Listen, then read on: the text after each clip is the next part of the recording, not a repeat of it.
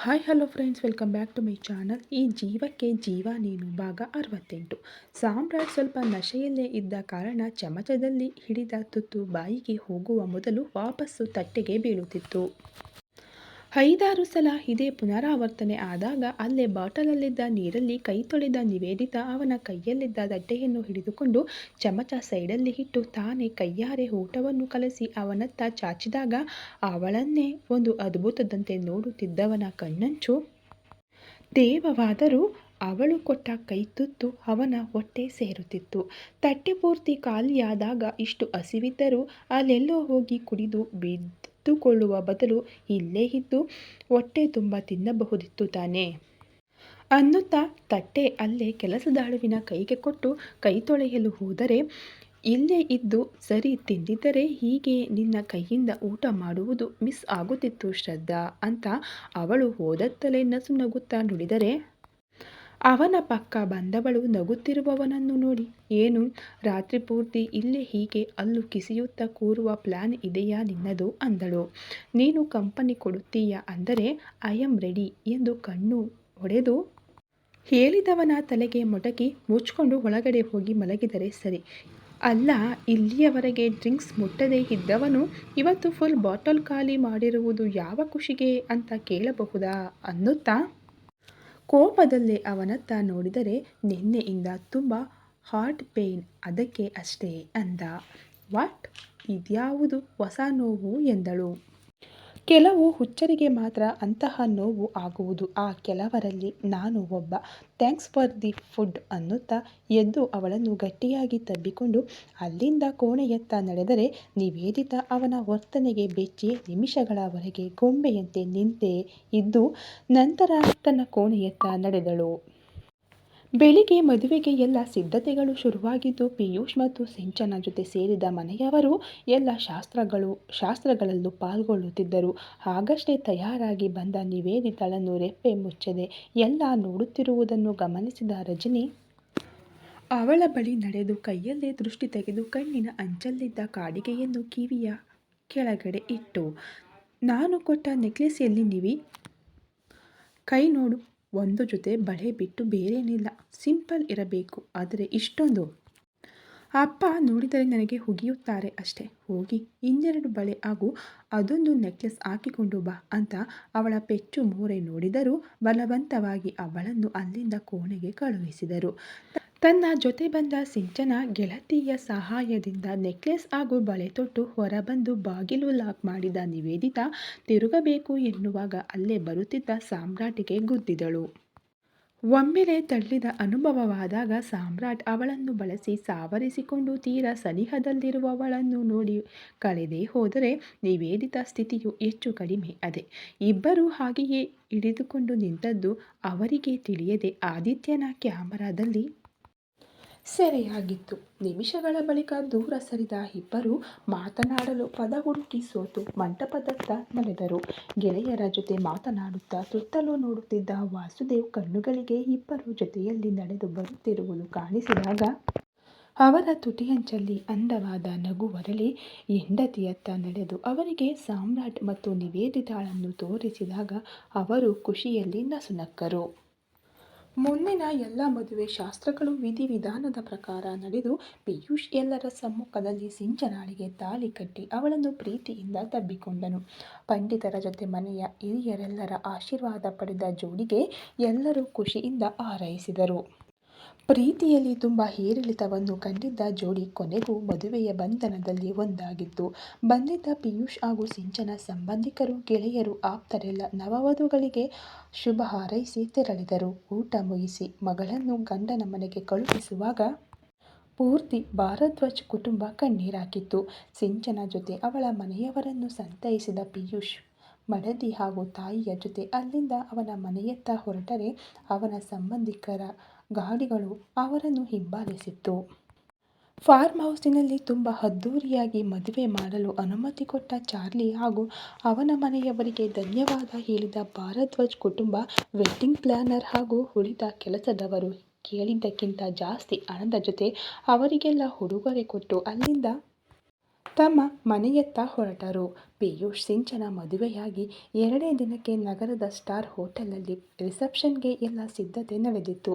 ಕಂಪನಿಯ ಬಹುತೇಕ ಎಂಪ್ಲಾಯೀಸ್ ಜೊತೆ ಪಿಯೂಷ್ ಪೊಲೀಸ್ ಗೆಳೆಯರು, ಐಆರ್ ಆಫೀಸರ್ ಎಲ್ಲ ರಿಸೆಪ್ಷನ್ನಿಗೆ ಬಂದಿದ್ದರು. ವಾಸುದೇವ್ ಭರ್ಜರಿಯಾಗಿ ಪಾರ್ಟಿಯನ್ನು ಅರೇಂಜ್ ಮಾಡಿದ್ದ ಕಾರಣ ನಡುರಾತ್ರಿಯವರೆಗೂ ಫಂಕ್ಷನ್ ಯಾವುದೇ ಅಡ್ಡಿಗಳಿಲ್ಲದೆ ಸರಾಗವಾಗಿ ನಡೆದು ಮತ್ತೊಮ್ಮೆ ಆದಿತ್ಯನ ಕ್ಯಾಮರಾದಲ್ಲಿ ಅಂದಿನ ಎಲ್ಲ ಕ್ಷಣಗಳು ಸೆರೆಯಾಗಿದ್ದವು. ಮುಂದೆ ವಾರದವರೆಗೆ ಎರಡೂ ಮನೆಯಲ್ಲೂ ನವವಧೂವರರಿಗೆ ಚಿಕ್ಕ ಪುಟ್ಟ ಶಾಸ್ತ್ರಗಳು ನಡೆಯುತ್ತಲೇ ಇದ್ದವು. ಎಲ್ಲ ಶಾಸ್ತ್ರಗಳು ಮುಗಿದು ಇನ್ನೇನು ಸಿಂಚನ ಶಾಶ್ವತವಾಗಿ ಪಿಯೂಷ್ ಮನೆಗೆ ಹೋಗುತ್ತಾಳೆ ಎನ್ನುವಾಗ ಸಾಮ್ರಾಟ್ ಪಿಯೂಷ್ ಹಾಗೂ ಸಿಂಚನ ಕೈಗೆ 10 ದಿನಗಳ ಸ್ವಿಟ್ಜರ್ಲೆಂಡ್ ಹನಿಮೂನ್ ಪ್ಯಾಕೇಜ್ ಇರುವ ಕವರನ್ನು ಕೊಟ್ಟು, ಒಂದೊಮ್ಮೆ ಪ್ರೀತಿಸಿದ ನೀವು ಬೇರೆ ಆಗಲು ಮುಖ್ಯ ಕಾರಣ ನಾನೇ. ಅದಕ್ಕೆ ನನ್ನ ಕಡೆಯಿಂದ ನಿಮ್ಮಿಬ್ಬರಿಗೂ ಒಂದು ಚಿಕ್ಕ ಸರಸರಿ ಗಿಫ್ಟ್ ಎಂದಾಗ ಎಲ್ಲರಿಗೂ ಆಶ್ಚರ್ಯವಾಗಿತ್ತು. ಸಿಂಚನ ಸಾಮ್ರಾಟ್ ಕೈ ಹಿಡಿದು, ಸಾಮ್ರಾಟ್, ಇನ್ನು ಎಷ್ಟು ದಿನ ನಿನ್ನನ್ನೇ ನೀನು ಬ್ಲೇಮ್ ಮಾಡಿಕೊಳ್ಳುತ್ತೀಯ? ನಾವಿಬ್ಬರು ಬೇರಾಗಲು ಕಾರಣ ನೀನಲ್ಲ. ಆಗ ನಮ್ಮ ನಡುವೆ ಇದ್ದ ನಂಬಿಕೆ ಮತ್ತು ಅರೆಯದ ವಯಸ್ಸಿನಲ್ಲಿ ಪ್ರೀತಿ ಅಷ್ಟೇ. ಪ್ಲೀಸ್ ಸಾಮ್ರಾಟ್, ಇದೇ ಕೊನೆ. ಮುಂದೆ ಯಾವತ್ತೂ ಯಾವ ವಿಷಯಕ್ಕೂ ನಿನ್ನನ್ನೇ ನೀನು ದೂಷಿಸಿಕೊಳ್ಳಬಾರದು ಎಂದವಳ ತಲೆ ಸವರಿ ಓಕೆ ಮೇಡಮ್ ಎಂದು ನಸುನಗುತ್ತಾ ಹೇಳಿದನು. ಸಿಂಚನ ಮತ್ತು ಪಿಯೂಷ್ ಅಲ್ಲಿಂದ ಹೊರಟ ಮೇಲೆ ಆದಿತ್ಯ ಅವನ ಅಸಿಸ್ಟೆಂಟ್ ಜೊತೆ ಲಗೇಜ್ ಪ್ಯಾಕ್ ಮಾಡಿಕೊಂಡು ಬಂದು ಹಾಲಲ್ಲೇ ಇರುವ ಎಲ್ಲರ ಬಳಿ, ಹಲೋ ಎವ್ರಿವನ್, ನಾನು ಕೂಡ ಹೊರಟೆ. ಮುಂಬೈಯಲ್ಲಿ ಒಂದೆರಡು ಪ್ರೊಫೆಷನಲ್ ಈವೆಂಟ್ಸ್ ಇದೆ. I have to go. Thanks all ಅನ್ನುತ್ತಾ ವಾಸುದೇವ್ ಹಾಗೂ ರಜನಿಯವರ ಕಾಲಿಗೆ ಬಿದ್ದು ನಮಸ್ಕರಿಸಿ ಅಲ್ಲೇ ಇದ್ದ ಅಖಿಲ್ ಹಾಗೂ ಸಾಮ್ರಾಟಿಗೆ ಬಾಯ್ ಹೇಳಿ ನಿವೇದಿತಾ ಬಳಿ ಹೋಗಿ, ಬಾಯ್ ನಿವಿ, ವಿಲ್ ಮಿಸ್ ಯು. ಈ 1 ವಾರದಲ್ಲಿ ಮತ್ತೆ ಕಾಲೇಜಿನ ಜೀವನವನ್ನು ನೆನಪಿಸಿದ್ದಕ್ಕೆ ಥ್ಯಾಂಕ್ಸ್ ಅಂಕಲ್. ನಾನು ಫ್ರೀ ಆದ ಮೇಲೆ ನಿಮ್ಮ ಮಗಳ ಫೋಟೋ ಎಡಿಟ್ ಮಾಡಿ ಕಳುಹಿಸುತ್ತೇನೆ. ಮ್ಯಾಟ್ರಿಮೋನಿ ಸೈಟ್ ಅಥವಾ ಬ್ರೋಕರಿಗೆ ಆ ಫೋಟೋಗಳನ್ನೇ ಕೊಡಿ. 1-2 ದಿನದಲ್ಲಿ ನಿಮ್ಮ ಮನೆ ಮುಂದೆ ಹುಡುಗರ ಲೈನ್ ನಿಲ್ಲುತ್ತದೆ ನೋಡಿ ಎಂದು ಕಷ್ಟೊಡೆದು ನಕ್ಕವನ ಮಾತಿಗೆ ಎಲ್ಲ ತುಟಿ ಅರಳಿಸಿದರೆ, ಸಾಮ್ರಾಟ್, ಆ ಲೈನಲ್ಲಿ ಮೊದಲನೇ ಹುಡುಗ ನೀನೇ ಬಿಡು. ಯಾಕೆಂದರೆ ನಿವಿ ಆಗಲೇ ನಿನ್ನನ್ನು ಆಯ್ಕೆ ಮಾಡಿ ಆಗಿದೆ ಅಂತ ಮನಸ್ಸಲ್ಲೇ ಗೊಣಗಿಕೊಂಡನು. ನಿವೇದಿತಾ ಗೆಳೆಯನ ಮಾತಿಗೆ ಅವನ ಕೈಗೆ ಚಿವುಟಿ, ಈಗಷ್ಟೇ ಸಿಂಚು ಮನೆ ಬಿಟ್ಟು ಹೋಗಿದ್ದು ಸಾಕಾಗಿಲ್ವಾ? ನನ್ನನ್ನು ಓಡಿಸುವ ಆಸೆಯ ನಿನಗೆ ಎಂದು ಹೊಟ್ಟೆಗೆ ತಿವಿದಾಗ ಆದಿತ್ಯ ನಗುತ್ತಾ ಅವಳನ್ನು ತಬ್ಬಿಕೊಂಡನು. Take care of you, will miss you Nivi ಎಂದು ಅವಳ ಕೆನ್ನೆ ತಟ್ಟಿ ಲಗೇಜ್ ಹಿಡಿದು ಮತ್ತೊಮ್ಮೆ ಎಲ್ಲರಲ್ಲಿ ಹೇಳಿ ಅಸಿಸ್ಟೆಂಟ್ ಜೊತೆ ಅಖಿಲ್ ಕಾರೇರಿದನು. ಸಿಂಚನ ಮತ್ತು ಪಿಯೂಷ್ ತಮ್ಮ ಹನಿಮೂನಿಗೆ ಹೋದರೆ ಅಖಿಲ್ ಸಾಮ್ರಾಟ್ ಜೊತೆ ನಿವೇದಿತಾ ತನ್ನನ್ನು ಕಂಪನಿಯ ಕೆಲಸದಲ್ಲಿ ತೊಡಗಿಸಿಕೊಂಡಳು. ತಿಂಗಳುಗಳ ಬಳಿಕ ಸೀರೆಯುಟ್ಟು ಹೆಗಲ ಮೇಲೆ ಲ್ಯಾಪ್ಟಾಪ್ ಬ್ಯಾಗ್ ಹಾಕಿಕೊಂಡು ಮೆಟ್ಟಿಲು ಇಳಿಯುತ್ತಿದ್ದವಳನ್ನು ನೋಡಿದ ಸಾಮ್ರಾಟ್ಗೆ ಅವಳಿಂದ ಕಣ್ಣು ಕೀಳಲಾಗಲಿಲ್ಲ. ವಾಸುದೇವ್ ಹಾಗೂ ರಜನಿ ಮಗಳನ್ನು ತಬ್ಬಿಕೊಂಡು ಮೊದಲಿನಂತೆ ಊಟ ನಿದ್ದೆ ಬಿಟ್ಟು ಕೆಲಸವನ್ನು ಮಾಡಬಾರದು ಎನ್ನುವ ಎಚ್ಚರಿಕೆ ಕೊಟ್ಟಿದ್ದರು. ಅಖಿಲ್ ಪಕ್ಕ ಬಂದವಳು ತನ್ನನ್ನೇ ನೋಡುತ್ತಿರುವ ಸಾಮ್ರಾಟ್ ಬಳಿ ಕಣ್ಸನ್ನೆಯಲ್ಲೇ ಏನು ಎಂದಾಗ ಅವನು ಏನಿಲ್ಲವೆಂದು ತಲೆ ಆಡಿಸಿದಾಗ ಮೂವರು ಜೊತೆಯಲ್ಲಿ ಕಂಪನಿಯತ್ತ ತೆರಳಿದರು. ಕಂಪನಿಗೆ ವಾಪಸ್ಸಾದ ನಿವೇದಿತಾಳನ್ನು ಎಲ್ಲರೂ ಆತ್ಮೀಯತೆಯಿಂದ ಸ್ವಾಗತಿಸಿದರೆ, ಮಾನ್ಯತಾ ಅಂತೂ ವರ್ಷಗಳ ಬಳಿಕ ಅಕ್ಕನನ್ನು ನೋಡುತ್ತಿರುವನೇನೋ ಎನ್ನುವ ಖುಷಿಯಲ್ಲಿ ಅವಳ ಕ್ಯಾಬಿನ್ ಒಳಗಡೆ ಹೋಗಿ ಅವಳನ್ನು ಗಟ್ಟಿಯಾಗಿ ತಬ್ಬಿಕೊಂಡು ಕಣ್ಣೀರಾಕಿದಳು. ಸಾಮ್ರಾಟ್ ಹಾಗೂ ಅಖಿಲ್ ಮೂಲಕ ಕಂಪನಿಯ ಈಗಿನ ಎಲ್ಲ ಮಾಹಿತಿಯನ್ನು ಪಡೆದ ನಿವೇದಿತಾ ಮತ್ತೊಮ್ಮೆ ತನ್ನ ಹುದ್ದೆಯನ್ನು ಅಲಂಕರಿಸಿ ಕೆಲಸದತ್ತ ಗಮನ ವಹಿಸಿದಳು. ದಿನಗಳು ಉರುಳುತ್ತಾ ತಿಂಗಳು ಕಳೆದಿತ್ತು. ಸಿಂಚನ ತನ್ನ ಹನಿಮೂನ್ ಮುಗಿಸಿ ಪುನಃ ಕಂಪನಿ ಸೇರಿಕೊಂಡಿದ್ದಳು. ಉಳಿದಂತೆ ಭಾರದ್ವಾಜ್ ಸ್ಟೀಲ್ಸ್ ನಿವೇದಿತಾ ವಾಪಸ್ಸಾಗುವಿಕೆ ಹಾಗೂ ಸಾಮ್ರಾಟ್ ಕಾರ್ಯವೈಖರಿಯಿಂದ ಇನ್ನಷ್ಟು ಉನ್ನತ ಸ್ಥಾನಕ್ಕೆ ಏರಿತ್ತು. ನಿವೇದಿತಾ ಲಂಚ್ ಬ್ರೇಕ್ ಮುಗಿಸಿ ಅವಳ ಟೀಮ್ ಜೊತೆ ಪ್ರಾಜೆಕ್ಟ್ ಡಿಸ್ಕಷನ್ನಲ್ಲಿದ್ದರೆ, ಸಾಮ್ರಾಟ್ ಅಖಿಲ್ ಮತ್ತು ಸಿಂಚನಾಳಿಗೆ ಕರೆ ಮಾಡಿ ತನ್ನ ಕ್ಯಾಬಿನ್ನಿಗೆ ಬರಲು ಹೇಳಿದನು.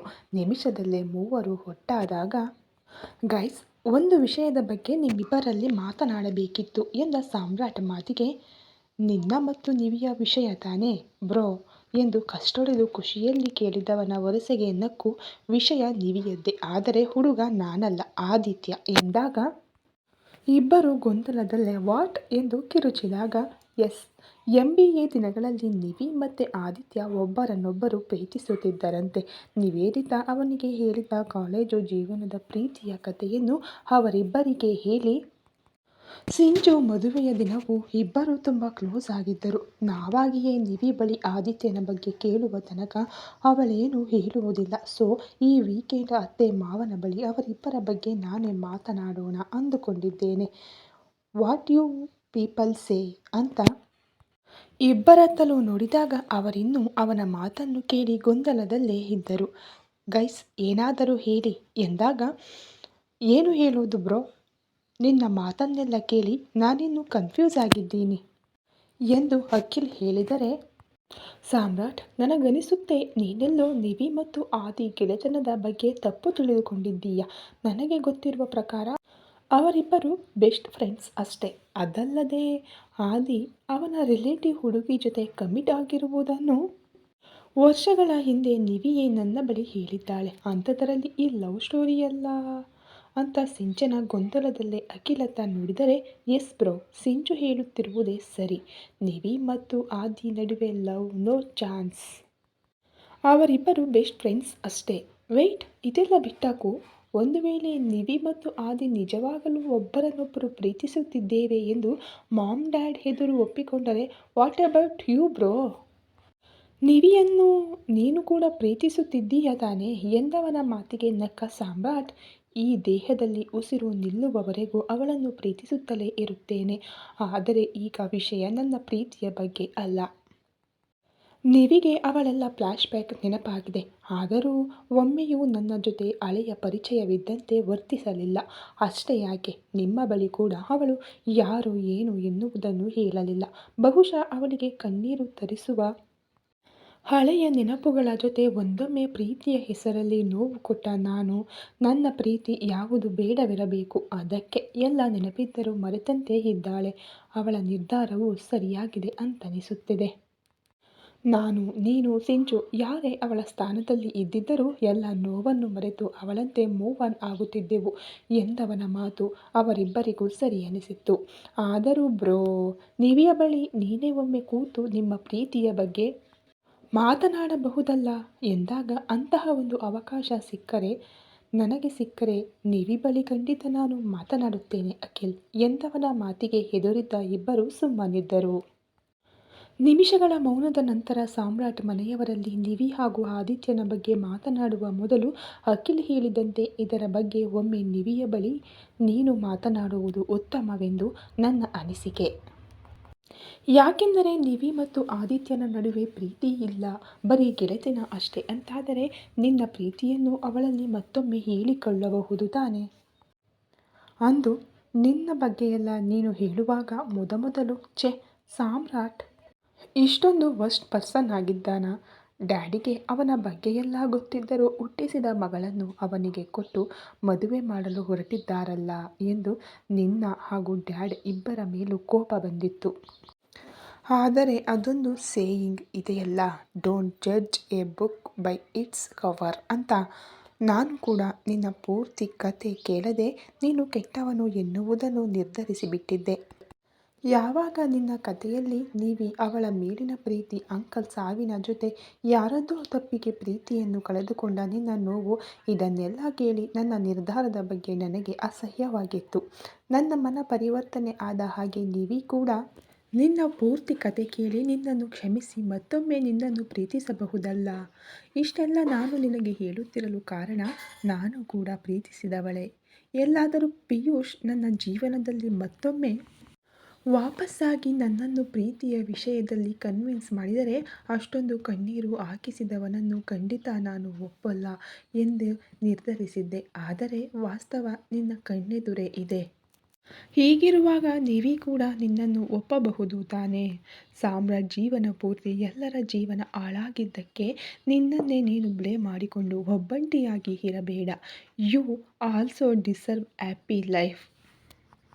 ನೀನು ಮುಂದೆ ಖುಷಿಯಾಗಿ ನಗುತ್ತಾ ಇರಬೇಕೆಂದರೆ ನಿವಿ ನಿನ್ನ ಜೊತೆಗೆ ಇರಲೇಬೇಕು Samrat. Without her you are incomplete. Mom dad ಹಾಗೂ ನಿವಿ ಎದುರು ಆದಿತ್ಯನ ಬಗ್ಗೆ ಮಾತನಾಡುವ ಮೊದಲು ನಿನ್ನ ಬಗ್ಗೆ ಒಮ್ಮೆ ಯೋಚಿಸು ಅನ್ನುತ್ತಾ ಅಲ್ಲೇ ಟೇಬಲ್ ಮೇಲಿದ್ದ ತನ್ನ ಮೊಬೈಲ್ ಹಿಡಿದು ಸಿಂಚನ ಅಲ್ಲಿಂದ ಹೊರಗಡೆ ನಡೆದರೆ ಕುಳಿತಲ್ಲಿಂದ ಎದ್ದ ಅಖಿಲ್, ನನ್ನದು ಕೂಡ ಸಿಂಚು ಹೇಳಿದ ಹಾಗೆ ಸೇಮ್ ಕಾಪಿ ಪೇಸ್ಟ್ ಡೈಲಾಗ್. ನಿನ್ನ ಕತೆ ಕೇಳಿದ ದಿನ ನಿವಿಯ ಮೇಲಿನ ಕಾಳಜಿಯಿಂದ ಸ್ವಲ್ಪ ಅಲ್ಲ ಜಾಸ್ತಿಯೇ ನಿನ್ನ ಮೇಲೆ ಕೂಗಾಡಿದೆ. I am sorry for that. ಈಗಲೂ ಆ ನಿನ್ನ ಕತೆಯನ್ನೊಮ್ಮೆ ನೆನಪಿಸಿಕೊಂಡರೆ ನಿನ್ನ ಹಾಗೆ ನಿವಿಯನ್ನು ಪ್ರೀತಿಸಲು ಯಾರಿಂದಲೂ ಸಾಧ್ಯವಿಲ್ಲ. ನಿವಿಯ ಕತೆಯಲ್ಲಿ ನೀನು ಹೀರೋನಾ ವಿಲ್ಲನಾ ಗೊತ್ತಿಲ್ಲ ಬ್ರೋ, ಬಟ್ ನನಗೆ ತಿಳಿದಿರುವ ಹಾಗೆ you are the best brother, love you ಅನ್ನುತ್ತಾ ಕುಳಿತಲ್ಲಿಂದ ಸಾಮ್ರಾಟ್ನತ್ತ ನಡೆದು ಅವನನ್ನು ಆಲಂಗಿಸಿಕೊಂಡು ಮೊದಲು ನಿನ್ನ ಖುಷಿಯ ಬಗ್ಗೆ ಯೋಚಿಸು, ಆಮೇಲೆ ಉಳಿದವರು ಎಂದು ಅಲ್ಲಿಂದ ಹೊರಟನು. ಇಬ್ಬರ ಮಾತುಗಳನ್ನು ಒಮ್ಮೆ ಮೆಲುಕು ಹಾಕಿ ನಸುನಕ್ಕು. ನಿವಿಯ ಮನಸ್ಸಲ್ಲಿ ಏನಿದೆ ಎನ್ನುವುದನ್ನು ತಿಳಿಯಬೇಕಾದರೆ ಅವಳ ಮತ್ತು ಆದಿತ್ಯನ ವಿಷಯ ನಾನು ಮನೆಯವರಲ್ಲಿ ಮಾತನಾಡಲೇಬೇಕು ಎಂದುಕೊಂಡು ಕೆಲಸದತ್ತ ಗಮನ ಹರಿಸಿದನು. ವಾರಗಳ ಬಳಿಕ ಭಾನುವಾರದಂದು ರಜನಿಯ ಮಾತಿನಂತೆ ಪಿಯೂಷ್ ಮತ್ತು ಸಿಂಚನ ಮನೆಗೆ ಬಂದಿದ್ದರು. ಊಟ ಮುಗಿಸಿ ಎಲ್ಲ ಹಾಲಲ್ಲೇ ಕುಳಿತು ಹೊರಟುವಾಗ ಪಿಯೂಷ್ ಎಮರ್ಜೆನ್ಸಿ ಕಾಲ್ ಇದೆ ಎಂದು ಸ್ಟೇಷನ್ನತ್ತ ನಡೆದರೆ ಅರ್ಧ ಗಂಟೆ ಅದು ಇದು ಎಂದು ಮಾತನಾಡುತ್ತಿದ್ದವರನ್ನು ಗಮನಿಸಿ ಕುಳಿತಲ್ಲಿಂದ ಎದ್ದ ಸಾಮ್ರಾಟ್, ಹಲೋ ಹಾಲ್, ನಿಮ್ಮೆಲ್ಲರಲ್ಲಿ ಒಂದು ಮುಖ್ಯವಾದ ವಿಷಯ ಮಾತನಾಡಬೇಕು ಎಂದಾಗ ಸಿಂಚನ ಮತ್ತು ಅಖಿಲ್ ಮುಖ ನೋಡಿಕೊಂಡರೆ ಉಳಿದವರು ಅವನ ಮಾತಿನತ್ತ ಗಮನ ನೀಡಿದರು. ಆಗಲೇ ಸಿಂಚು ಮದುವೆ ಅವಳಿಷ್ಟದಂತೆ ಪ್ರೀತಿಸಿದ ಪಿಯೂಷ್ ಜೊತೆ ಆಯಿತು. ಈಗ ನೀವೆಲ್ಲರೂ ಇನ್ನೊಂದು ಮದುವೆಯ ಜವಾಬ್ದಾರಿ ವಹಿಸಿಕೊಳ್ಳುವ ಸಮಯ ಬಂದಿದೆ ಎಂದವನ ಮಾತಿಗೆ ಇವನು ಯಾರಾದರೂ ಹುಡುಗಿಯನ್ನು ಹುಡುಕಿಕೊಂಡಿದ್ದಾನಾ ಹೇಗೆ ಎಂದುಕೊಂಡ ನಿವೇದಿತಾ ಹೃದಯ ಬಡಿತ ಜೋರಾಗಿತ್ತು. ಇತ್ತ ವಾಸುದೇವ್ ಹೆಂಡತಿಯತ್ತ ನೋಡಿ ಕಣ್ಸನ್ನೆಯಲ್ಲೇ ಯಾರು ಎಂದಾಗ ತಮಗೇನೂ ಗೊತ್ತಿಲ್ಲ ಎನ್ನುವಂತೆ ಮುಖ ಮಾಡಿದರು. ನಿಜ ಹೇಳಬೇಕೆಂದರೆ ಈ ವಿಷಯ ಅವರೇ ಖುದ್ದಾಗಿ ನಿಮ್ಮ ಬಳಿ ಹೇಳಬೇಕಿತ್ತು. ಆದರೆ ಅದ್ಯಾವ ಹಿಂಜರಿಕೆ ಅವರಿಗಿದೆಯೋ ಗೊತ್ತಿಲ್ಲ. ಸೊ ನಾನು ಮಾತನಾಡುತ್ತಿರುವುದು ನಿವೇದಿತಾ ಮತ್ತು ಆದಿತ್ಯನ ಬಗ್ಗೆ ಎಂದವನ ಮಾತಿಗೆ ನಿವೇದಿತಾ ಕೋಪದಲ್ಲೇ ಅವನತ್ತ ನೋಡಿದರೆ ವಾಸುದೇವ್ ಮತ್ತು ರಜನಿ ಗೊಂದಲದಲ್ಲಿದ್ದರು. ಇನ್ನು ಅಖಿಲ್ ಮತ್ತು ಸಿಂಚನ ಮುಂದೆ ನಡೆಯುವ ಮಹಾಯುದ್ಧದ ಬಗ್ಗೆ ಯೋಚಿಸಿ ಪೆಚ್ಚು ಮೋರೆ ಹಾಕಿಕೊಂಡು ಕುಳಿತಿದ್ದರು. ಎಸ್, ನಿವಿ ಮತ್ತು ಆದಿತ್ಯ ಕಾಲೇಜು ದಿನಗಳಿಂದಲೇ ಒಬ್ಬರನ್ನೊಬ್ಬರು ಪ್ರೀತಿಸುತ್ತಿದ್ದರಂತೆ ಎಂದು ಅವರಿಬ್ಬರ ಕಾಲೇಜು ಜೀವನದ ಬಗ್ಗೆ ಖುಷಿಯಿಂದಲೇ ಹೇಳುತ್ತಿದ್ದವನ ಬಳಿ ನಡೆದ ನಿವೇದಿತಾ ಕೋಪದಿಂದಲೇ ಅವನ ಕೆನ್ನೆಗೆ ಬೀಸಿ ಬಾರಿಸಿದಳು. ಈ ಕತೆ ಇನ್ನು ಮುಂದುವರಿಯುವುದು. Thank you so much.